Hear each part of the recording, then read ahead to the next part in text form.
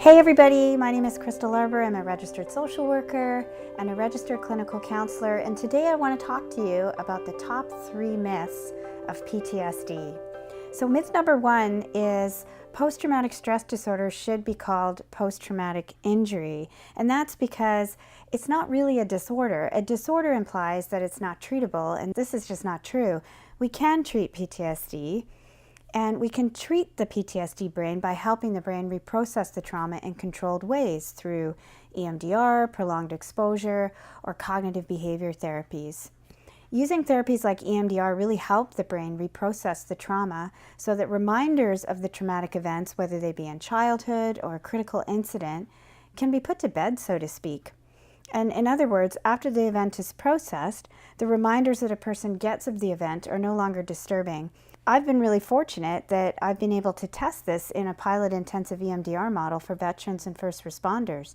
And the outcomes with the EMDR model showed eliminated post-trauma symptoms, and for some it was a great sense of relief. So myth number 2 is if you end up with PTSD, there's something wrong with you, that you're weak or inadequate because your colleague or friend that you grew up with didn't get it, and maybe your friend was exposed to the same things you were in childhood. There's this idea that one should be able to control how one responds to a traumatic event, and with all the neuroscience out there now, we know this is just simply not true. And this is particularly the case where first responders and veterans believe they're weak or inadequate.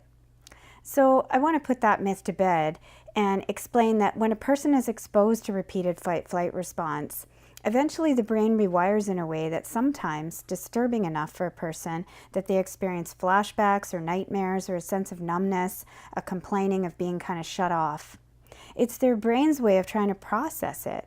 However, with post-traumatic injuries, it's like the brain gets stuck in this feedback loop and it kind of goes around in circles, which can be exhausting for a person. And this is why many people with post-traumatic injuries will end up turning to coping behaviors like substances or alcohol or food or cigarettes, maybe too much marijuana or any addictive behavior that can just stop these really alarming symptoms.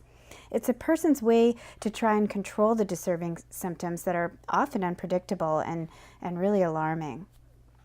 So myth number 3 is, well, I hear this a lot, sometimes in healthcare circles, sometimes in my colleague circles, where so many people are getting diagnosed with PTSD now, it's really hard to take it seriously or to even validate that this person has PTSD. And it's not so much that everyone's getting diagnosed with PTSD. It's more that we're in an age of awareness now that speaks to this culture, our culture, finally acknowledging trauma. We're acknowledging trauma passed on to us from childhood and then passed on to our children. We're acknowledging intergenerational trauma.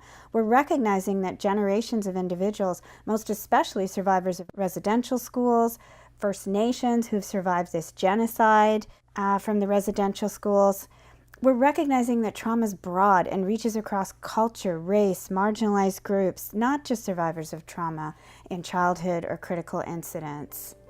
And so those are my 3 top myths about PTSD. For more information, you can go to my website at www.crystalarber.com, or you can go to my blog where I write about this at www.worthitToBeMe.com.